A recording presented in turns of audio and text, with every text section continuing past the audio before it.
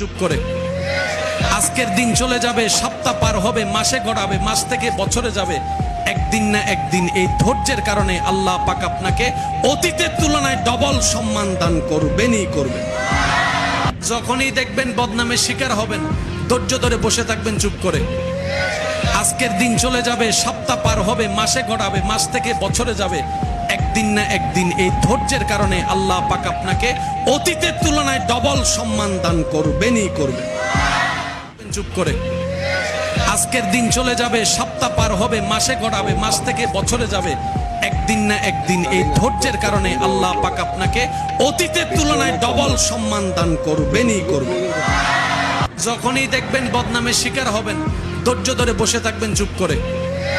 আজকের দিন চলে যাবে, সপ্তাহ পার হবে, মাসে গড়াবে, মাস থেকে বছরে যাবে, একদিন না একদিন এই ধৈর্যের কারণে আল্লাহ পাক আপনাকে অতীতের